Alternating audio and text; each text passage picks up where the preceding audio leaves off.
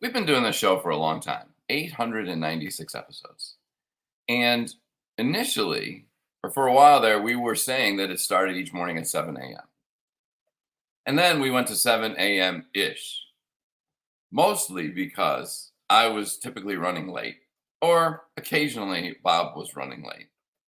And as I've thought about it, I wondered, are those really valid excuses to change the time or not? What do you think? Think about that as we prepare for this week's episode. We're going to talk about, today's episode. Today we're going to talk about excuses. Are they valid and more on episode 896. Stay tuned for today's Antidote, brought to you by the Renegade Success Network. Today's Antidote features a healthy dose of thought-provoking insights and information for business owners, entrepreneurs, leaders, and nonprofit professionals. Each day since March of 2020, this program has offered that one thing to help you continue on your own unique pathway to success. And now, Renegades, we bring you Bob Graham and Tom Brush. Good morning, Tom. Morning, Bob. How are you today? I'm good, but I have a slight correction for you, if I may. Sure. When we started this program, we were doing it at 8 a.m. I thought we were doing it 6, actually. Was it 8? I think it was 8. I don't think it was 6. Remember, it was when COVID started and everyone was home and sort of the world was starting later and ending earlier. And I think it was 8. I think we did it at 6 for a little while in the middle, and it was not fun. No. Yeah. The 7-ish is the right fit. Not just 7. No, someone told me it's like if you averaged out the last 3 months, it would be about 7:13 that we start at. Well, that person pays attention pretty closely. Yeah, very much a spreadsheet person. I guess. They keep track. It'd be kind of funny. Like, all right, when do we start? Music started at whatever. All right. Well, it's like when you watch a baseball game now and they hit the ball and it's like, oh, the exit velocity on that pitch or on that hit was like, okay, oh, it was a 109.4 versus a 108.3. If you're trying to catch that ball, you're not looking at exit velocity. You're just praying it doesn't kill you. Just hoping it hits you in the glove. That's it. That explains my softball career. Please let it hit me in the glove. Have you ever watched The Sandlot? Yes. So you were the guy who just hold your glove up, whatever the kid's name was. Yes. I'll hit it to it. Yeah. That was you in the outfield? Yeah. Please let it hit my glove. I'm scared to death of hitting the baseball. Like batting, very much afraid that the pitch would hit me and hurt me. Did you ever get hit by a pitch? No, but when I was first year to a baseball, a kid, we were learning how to bunt, a lost art. And he went to bunt the ball and stuck the bat out. You put it out in front of you and the ball hit it right in the nose. And it bled all over the place. I can see that coming. That's all I need. Fair enough. So I remember when I was 10, I hit my first ball. Oh, it went foul. It didn't go very far, but that was the first time the bat and the ball had ever touched. So it was probably 3 years into my stellar athletic career. I did win. I think that was the year I won the sportsmanship award from the coach. I have a ball that says sportsman on it. Very nice.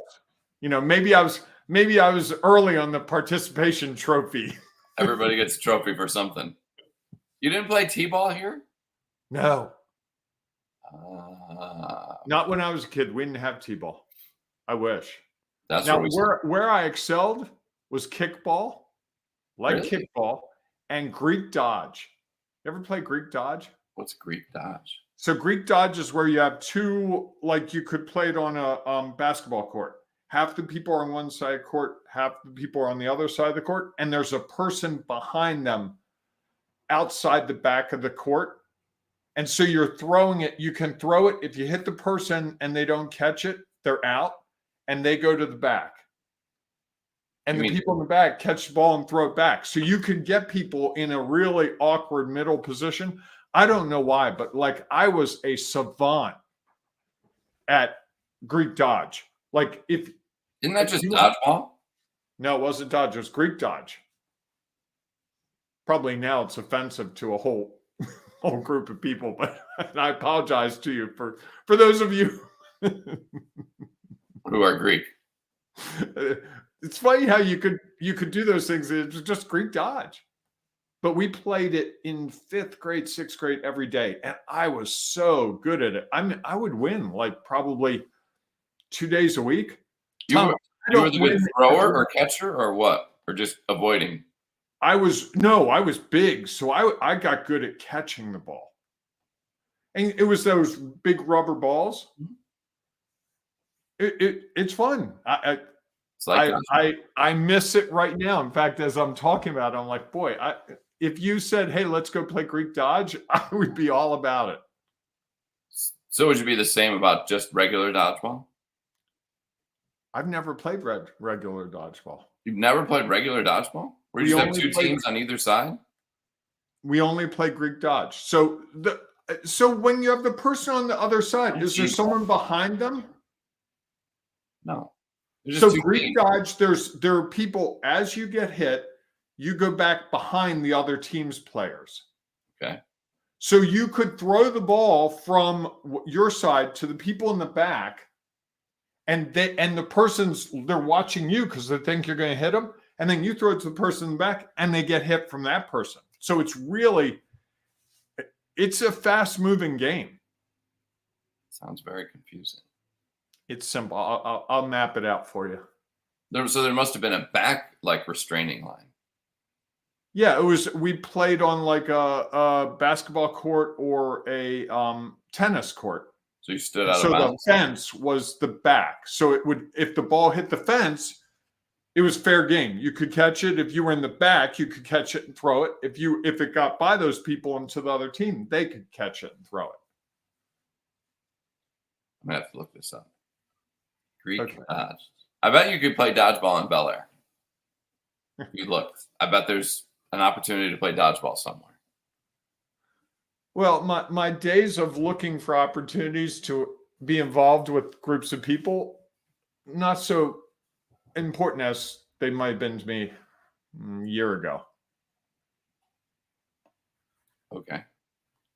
I'm pretty busy these days, so I don't know. I did.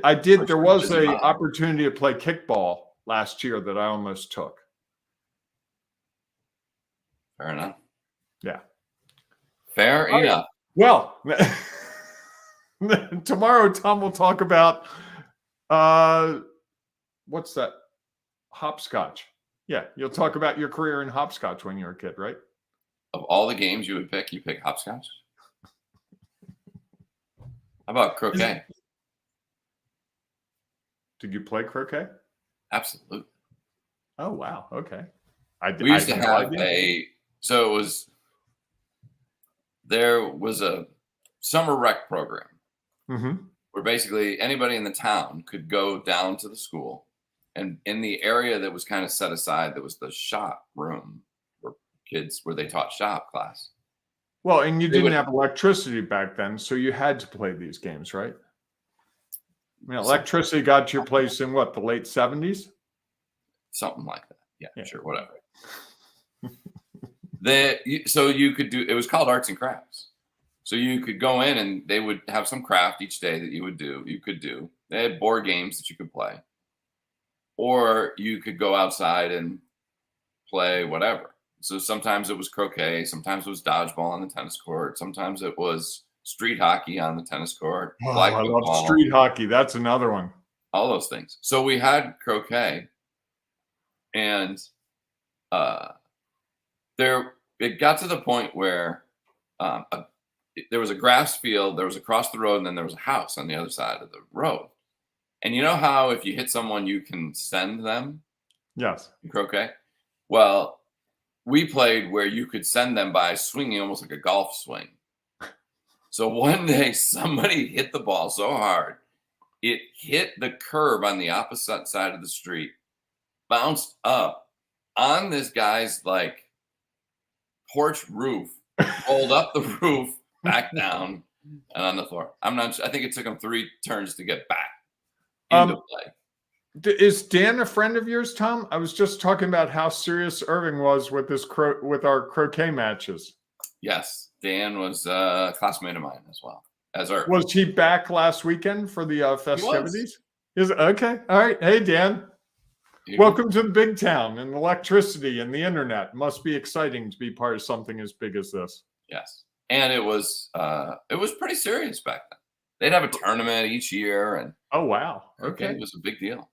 Okay, hey folks, if you're getting bored with this, I can't imagine why. But what's your favorite game that you played as a kid? Throw it in the chat. We'd love to see it.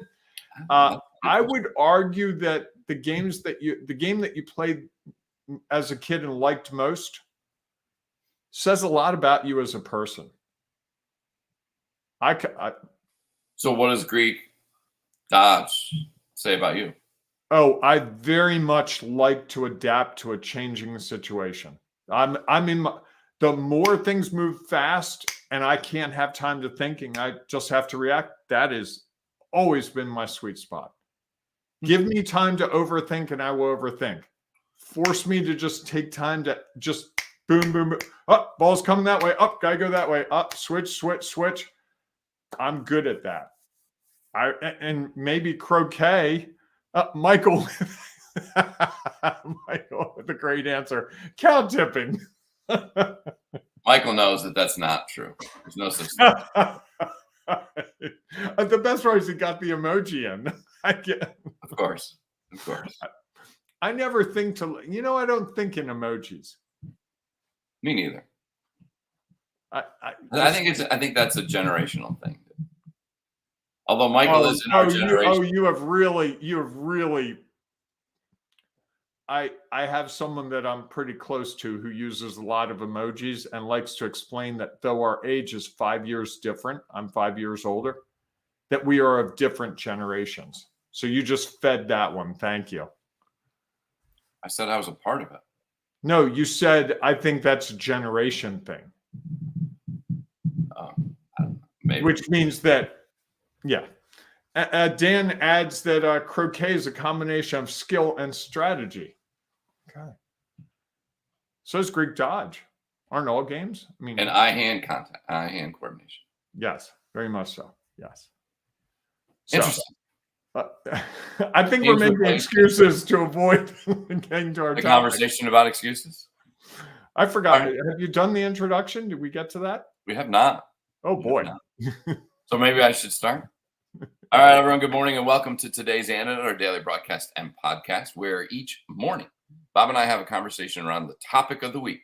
This week's topic is excuses. Today we're going to talk about, are they valid ones? We were talking yesterday about the economy as an excuse. And as we got through it, we sort of were stumbling into this thought of, I think Bob even brought it up, is are there valid excuses?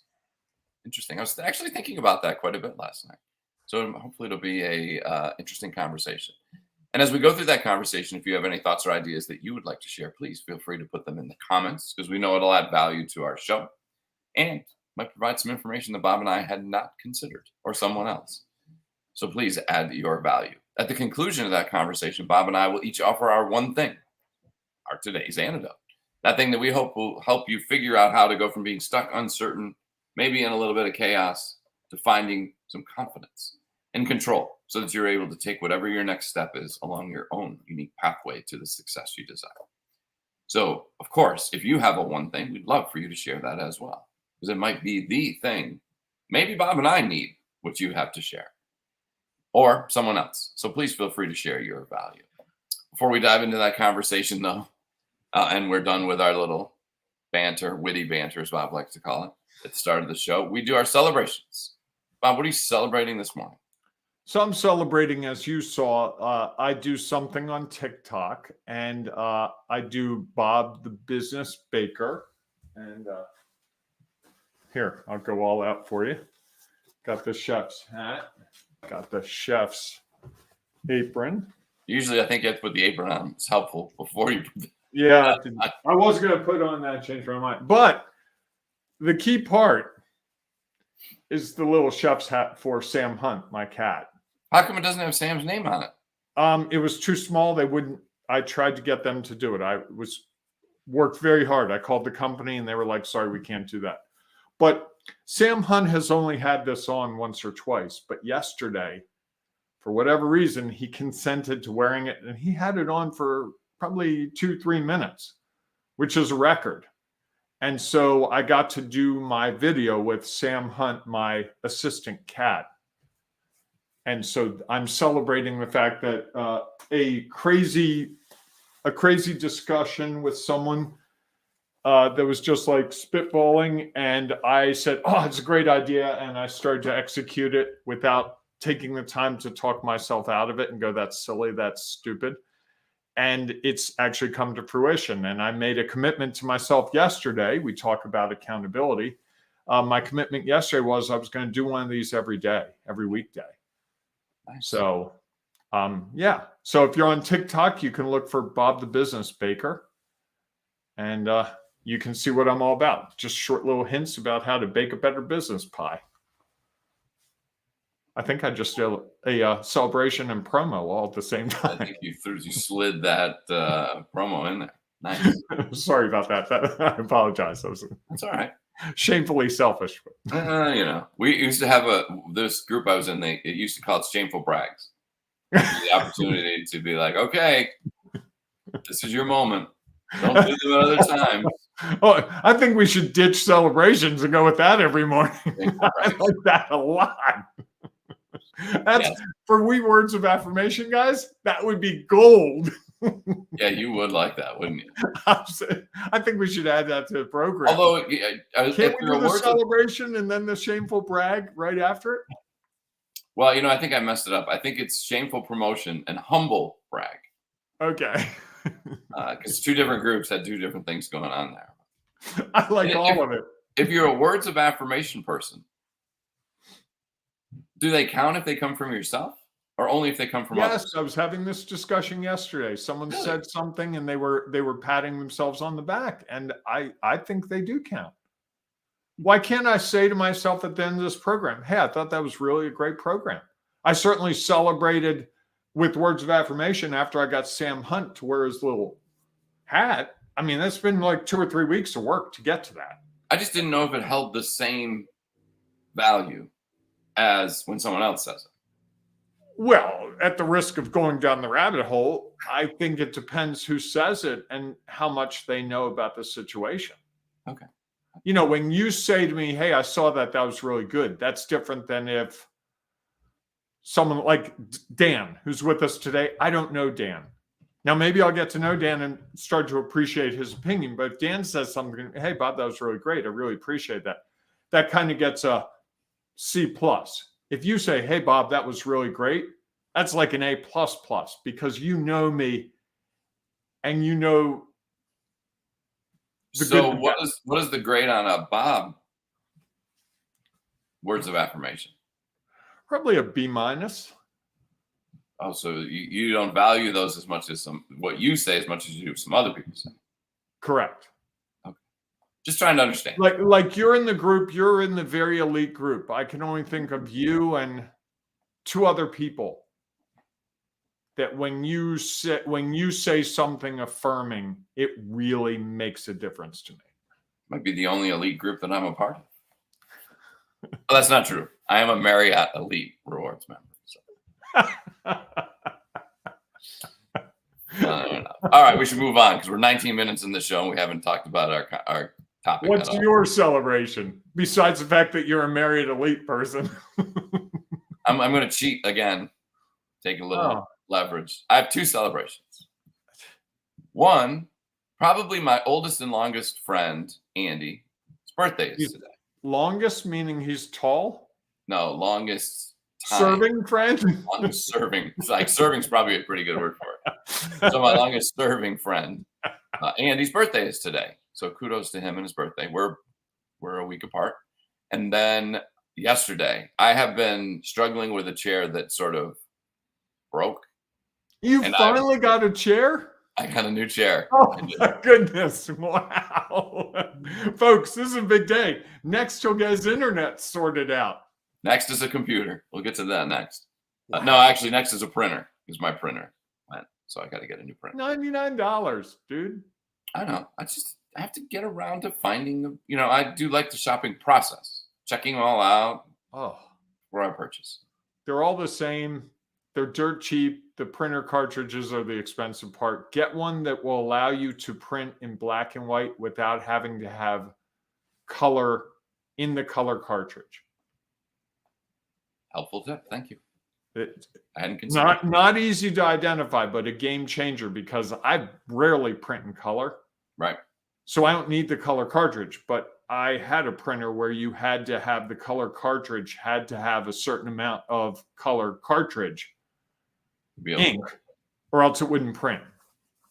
So forced you to buy 2 cartridges basically when you really only need one. Fair.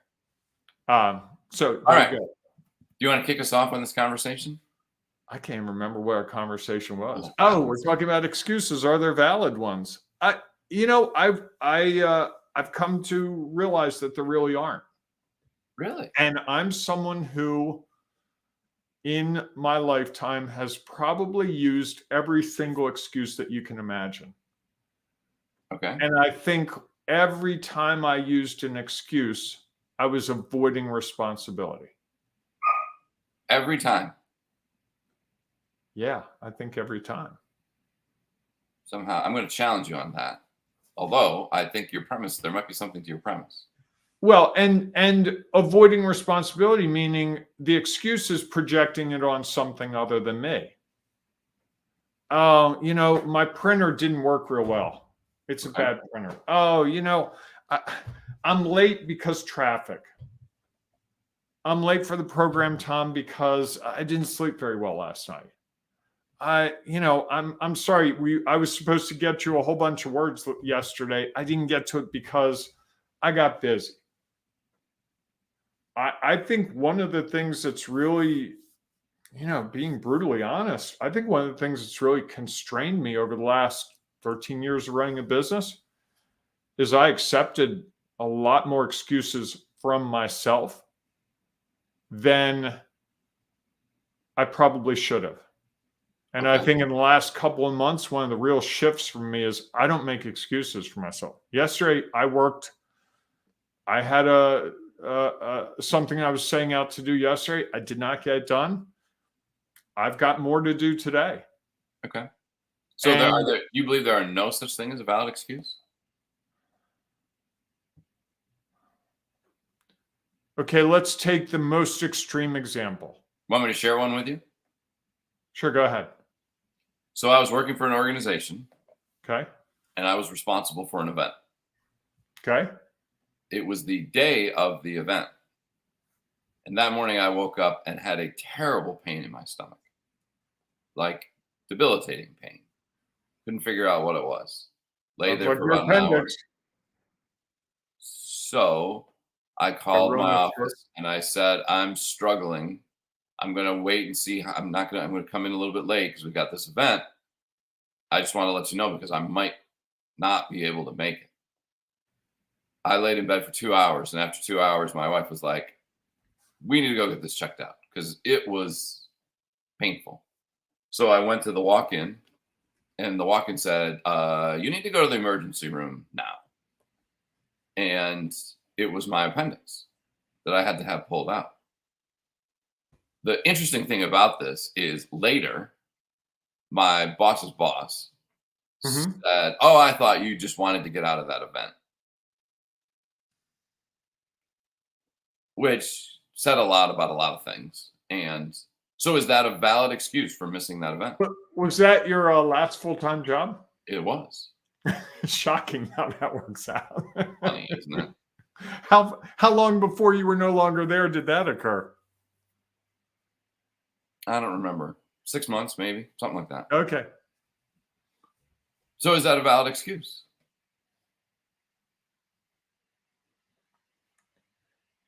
Is it an excuse or is it what was real in the moment? And I'm using your language on purpose.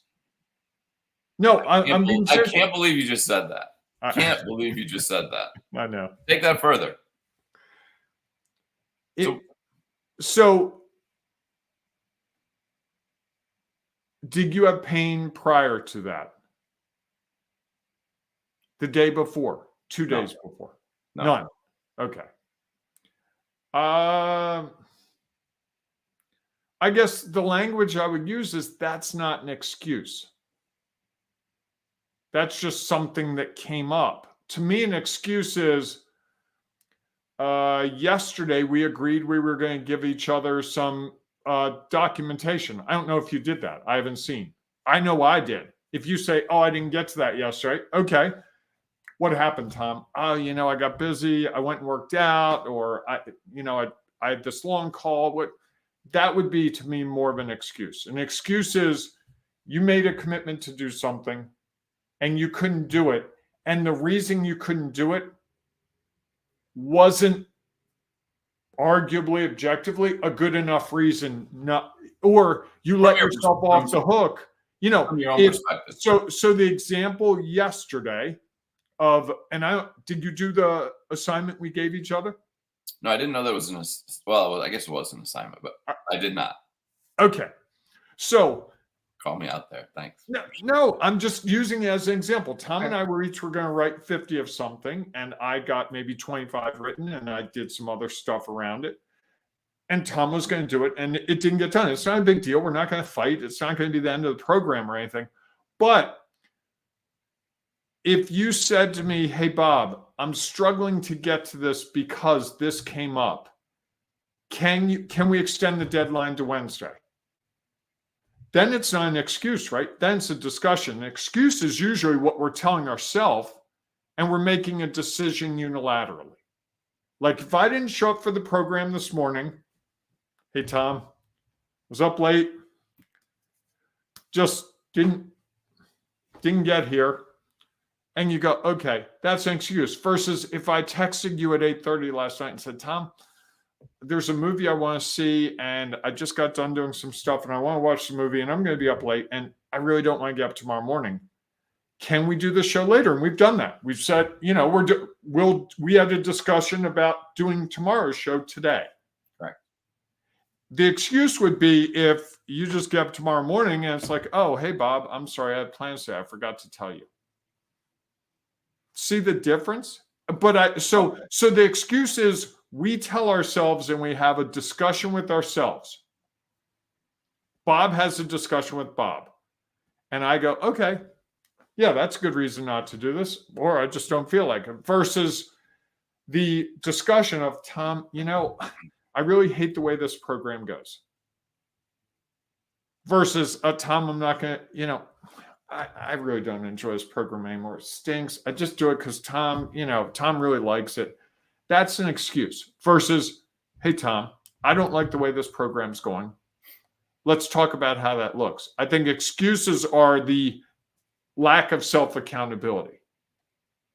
Dan shares this. This might be along the same lines of what you're saying. He crystallized it beautifully. Thank you, Dan. I like you already. You like those people who take your words and crystallize it into very short, succinct one of the things I was explaining to someone this about doing a podcast, I said, we're not scripting this in advance. Because they're like, oh, do you have your lines worked out? And I'm like, I wish.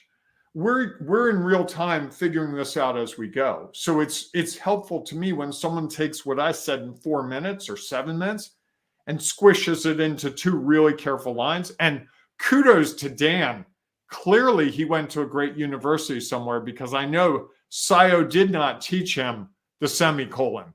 Not a shot. That's unfair to SIO. And to my English teacher, it was really very strong. It's funny. I make comments about SIO and the small town nature all the time, and this is the one that you're going to go to battle over. Yes, because now you're picking on my school. But I got to say, Dan, kudos for using a semicolon beautifully. As a writer and a former English teacher, you bring joy to me. That might be my celebration tomorrow, that someone used a semicolon in a Facebook comment and got it right. That's tomorrow's celebration. You watch. Fair enough. Fair enough. So Well, what do you think about all that? I actually tend to agree the more I was thinking about it. And I think it goes back, and I can't believe you said that I was thinking that, and you were, because you used the word real, which I appreciate. What the challenge came for me yesterday, as I was thinking about this, was because we had to put a qualifier on it, right? We had an adjective that was a part of it, valid. Okay. And that's a judgment, rather than just being an excuse. They're all excuses. Anytime you don't do something that you said you were going to do, that's an excuse. Now, But the key there, Tom, is that you said you were going to do. So if I say to you, Tom, right. you know what? I'm going to record tomorrow's podcast today, right after this one. That's what we agreed. If I go, oh, you know what, Tom? I forgot. I have an 8 o'clock appointment. Can we reschedule? That's not an excuse. The excuse would be, I don't show up at 8 o'clock when we're going to do it. And you're like, where were you, Bob? Oh, I just did whatever I tell myself that gets me off the hook. So to me, it's not an excuse if you're having the open dialogue. It's finding a solution to whatever it is. I don't feel like doing it at 8 o'clock, Tom. I'd rather go eat some bacon and sausage. And you go, okay, Bob, if that's what you want to do, then let's do it. Can you do it at 8:30? Can you do it at 9:15? Versus me just unilaterally at 8 o'clock, just disappearing. And you're going, I'm sorry, where's Bob? And then we finally talk and you're like, what happened? Oh, I forgot. Oh, I wanted to eat breakfast. Oh, we let ourselves off the hook. Part of what I like about doing this each day with you, honestly, is it forces me to be accountable to getting up. This is a morning where I did not want to get up. To be up here and do this at 7-ish starts my day. I took a shower beforehand. It forces me into an accountability that we don't say it every day, but I think there's a certain element of, oh, you're here today. Awesome. And that's where we started this, right? When we both said when COVID started, if we don't have a reason to get up, I don't know what's going to happen. And right. I think that was not me being accountable to Bob, because accountable to Bob is I don't do the push-ups I'm supposed to be doing every day. Didn't get to it. Too busy. My wrist hurts. Don't run anymore. It's too hot out. Didn't make the number of calls I was supposed to make yesterday. I got bogged down with this thing and that thing. I can excuse myself away all day long. And if I said to you today, here's Tuesday, I'm going to do everything. I'm going to give you a list, Tom, of everything I'm going to do today. And I'm not going to stop work till I get all that done. And on top of that, I'm going to go and run 2 miles. And you check on me every 2 hours. Hey, how's your list coming? Oh, Tom, it's 6:30. I haven't run yet. I've still got 2 more calls to make. And you're like, hey, dude, you told me you were going to get this done. What's going on? It's 8:15. I'm out there running, finally getting done. 8:27. I don't run that fast to do 2 miles. Let's say 8:57. I'm finally done my list. And I text you and say, Tom, I got done my list. Versus if it's Bob talking to Bob all day, it's too hot out there. Geez, I'm going to wait till it cools off. Oh, geez, now it's getting dark and they had this thing on the trail and I'm worried about the murder. And, I've got other things. I promised someone I was going to help them with some stuff around their house. I haven't had dinner. I shouldn't run when I don't have dinner. I didn't make enough calls today because Tom asked me to do this thing. This is what you and I deal with a lot of people. We are really good at excusing ourselves, you and me included. Well, I think that comes into the question of what is an excuse, and I think Dan got to some of the heart of it, self-justification. I think the other thing too is there is a question of, does it become about prioritization? And again, you set up, your determination was, I'm going to run 2 miles today. 8 in the morning or last night or a week ago, you said, this is my goal.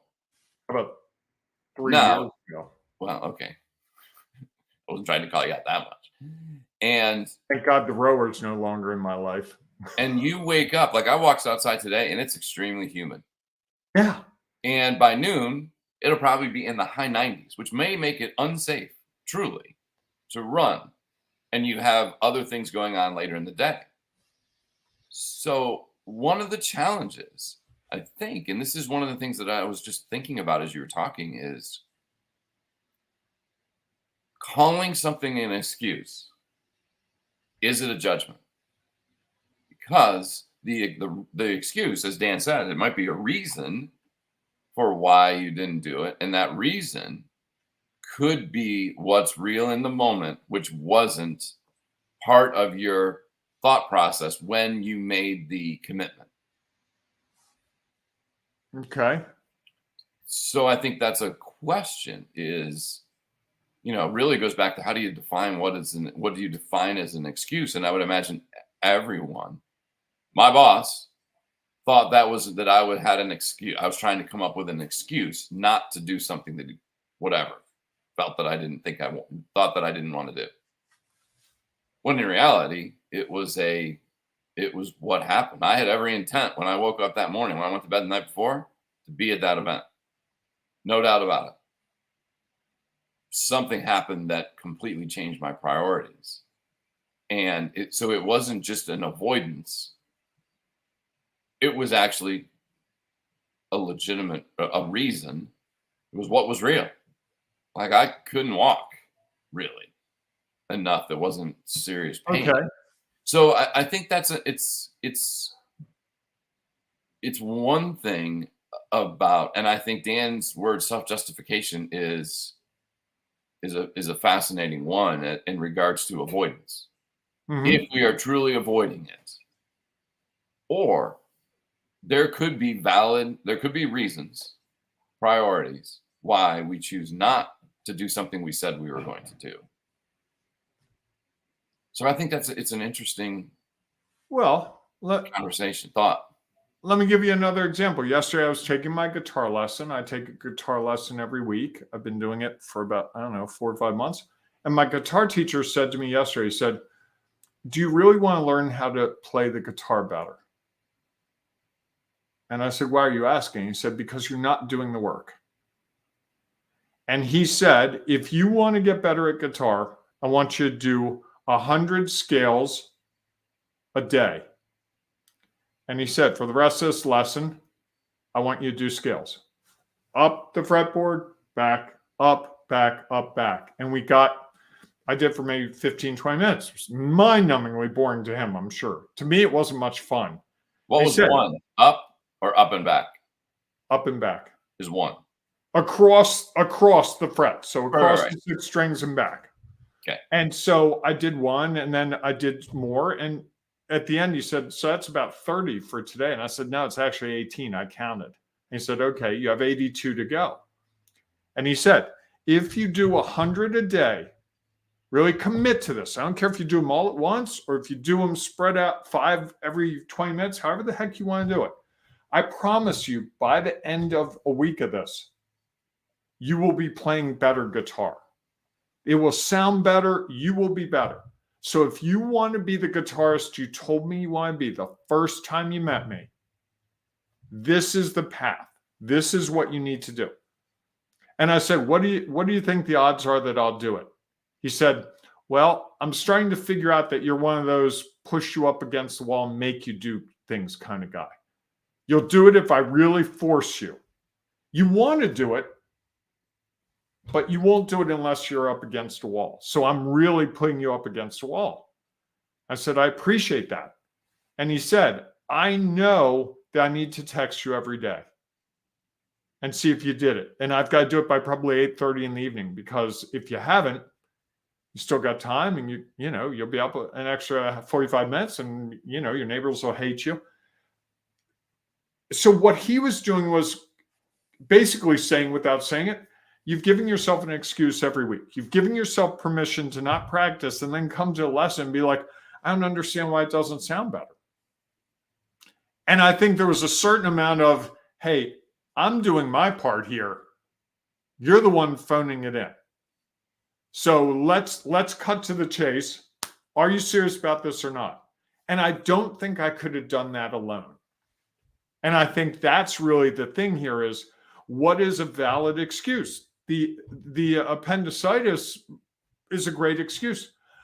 If it had been me and I was in that situation, I'd have been really ashamed of myself for not being that event. Even though I was in the hospital, even though I've got a medical note, even though I couldn't have possibly been there, that would have derailed me. Or I get derailed the other way. Well, I want to be a guitarist, but I don't really feel like doing the work. It kind of sucks to do 100 scales a day. I've spent the last 4 weeks trying to figure out how to play Happy Birthday. It's like 25 notes. But that's what you need to do to be a good guitarist. Just like to use a semicolon, you have to learn the mechanics of sentence structure. That's very easy to me. I can do that in my sleep. That's not work. But guitar is really stretching my mind in a different way. And for some people, podcasting would be that. For some people, it's doing their taxes. For some people, it's setting appointments. It could be any number of things, right? Of course. And I think what helped me so much yesterday was my guitar teacher really calling the question. Hey, you say you want to learn the guitar. I'm doing all this stuff. This is the very basic stuff. Once you get this, he's like, once you get this down and you can do this eyes shut in your sleep, it's going to open up a whole new pathway to you. So now the excuse, if I don't do it, the excuse is really clear and the stakes are very clear if I don't do it. If I go to my lesson next Monday, first thing he's going to say is, okay, do your scales. Let's go. Don't ask me how I'm doing. Don't put those fingers on the fretboard. I want to hear scales. Go. I know he's going to be like, you do 20 scales and then you can ask me a question. You do 20 more, you can ask me a second question. Because I'm going to hem and haw and try to avoid it. And he's going to know by the result whether I did. He doesn't have to ask me if I did 100 a day. He's going to know by the way it sounds. In business or as a leader, I don't know that it's that concrete. I don't think so. Let's say today I'm going to make 100 sales calls today. Okay. With my guitar, if I do 100 scales a day for 7 days, it will sound better. I could tell last night I did my 100 scales. It sounded better after 80. Different. Arguably better. Trust me, my cat and my neighbors would say better. Okay. And the happy birthday has gotten better. You can actually make out happy birthday now, which oddly enough, I now see a reason to get good at it. Thanks to my sister. Isn't it a priority thing? Well, that's really what he was saying to me. Because he said, I know you're busy. I know you have a lot of things. I know you have a business run. I know you have things going on in your life that are important to you. Is this important to you? And I said, it is. But if I prioritize, it's probably fourth. It's in fourth place. And running 2 miles a day really is not even on the list anymore. Did you tell him that? I did. I've been very honest with them all along because I said, I've had guitar teachers who are like, you didn't do your homework. How dare you? I said to them, here's the deal. If you want to be my guitar teacher, you need to give me the grace when I'm mad at myself because I can't do something quickly and when I just can't fit it into my week. Because if I don't do it, it's not because I just don't want to. It's because there are other things going on. It's like, yeah, I know you're a business person. I get it. I can work with that.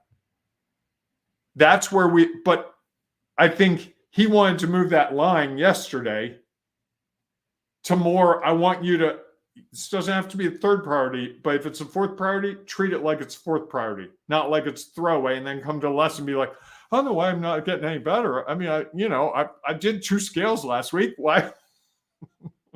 More than I did the week guitar. It's in my living room. I don't understand. I picked it up 3 times. That's right. I mean, to move it so the Roomba could run. So, what is your one thing for today? It would be our longest episode ever. I think that so we're talking about excuses and are there valid ones? So I would say I don't like the word excuse. A valid explanation would be when you interact with the other people who you're accountable to and have the discussion around it, not choosing unilaterally. So if you had called your boss and said, hey, I think I might have an appendicitis. We've been to the urgent care and they're saying I need to go to the emergency room. I don't think it's a good idea for me to come in and work right now. Are you cool with that? That might have been a different discussion than the next day. Hey, sorry, I missed it. Here's my note. Right? Well, yes. And I basically did the same. I understand. But I think there are times when we go, well, that's not going to be a valid enough excuse to the person. Tom, I couldn't do the program this morning because I was up late. I could have texted you that last night. Or I could just not show up at 7 o'clock today. And at 8:30, you're like, hey, dude, what happened? Where you been? Oh, I was up real late and I just didn't get up. You and I have been accountable to each other. When one of us isn't going to be here, we've always been clear about it, even at the last minute. I'm sorry this happened. Power was out and I'm trying to figure out some contraption to work it out in my backyard with the, solar power and all that. As soon as the sun comes up, I'll be ready. So we don't give each other excuses. Okay. So and I don't make excuses to you because I'm brutally honest to you about what's going on. True.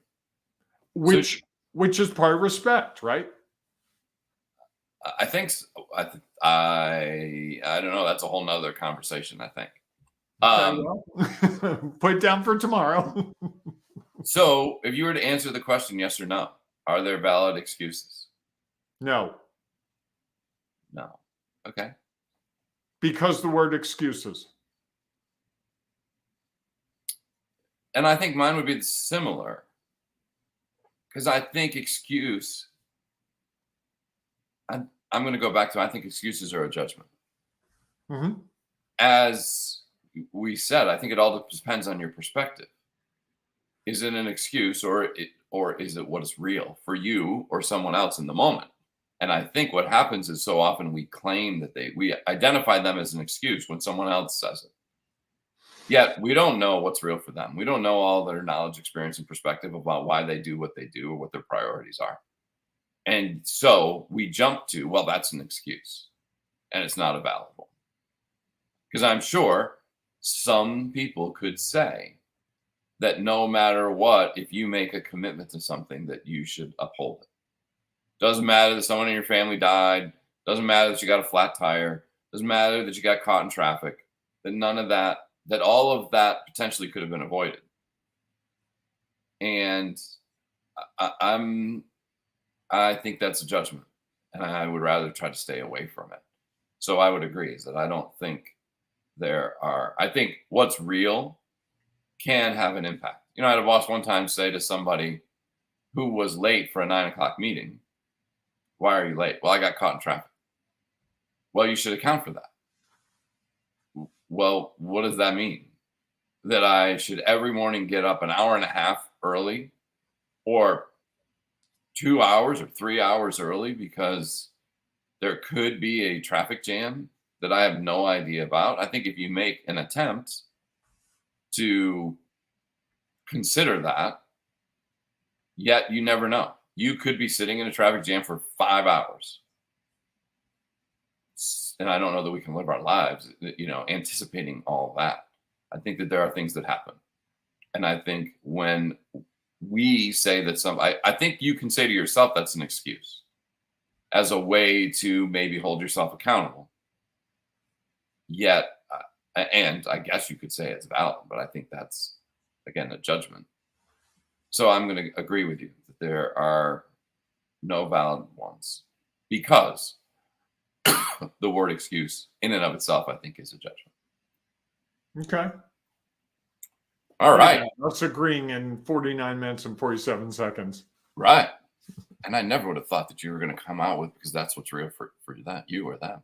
Man, can't believe you said that. All right, everyone. If you have a one thing about excuses, what do you think? Are there valid excuses? Please feel free to share it in the comments because I know it'll add to the content and value of our show. And it might be what someone else needs to hear in a way for them to help be unstuck.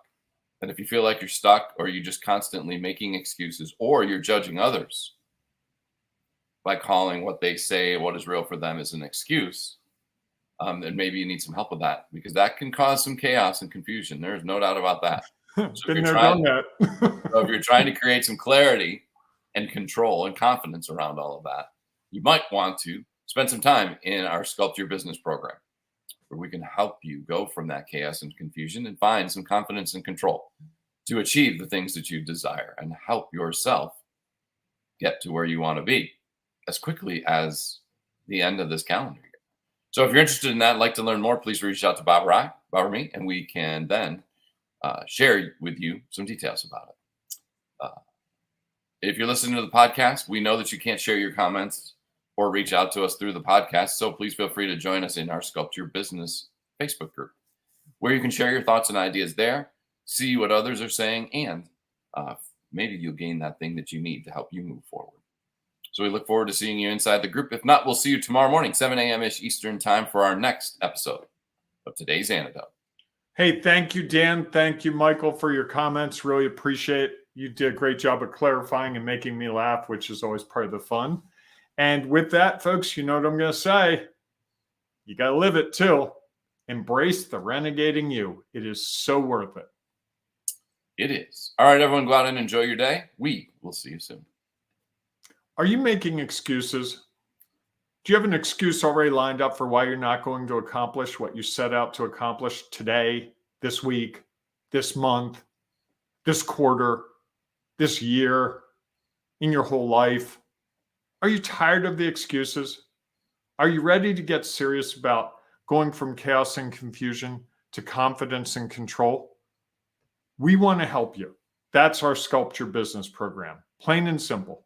Talk to Tom or Bob or go to renegadesuccessnetwork.com.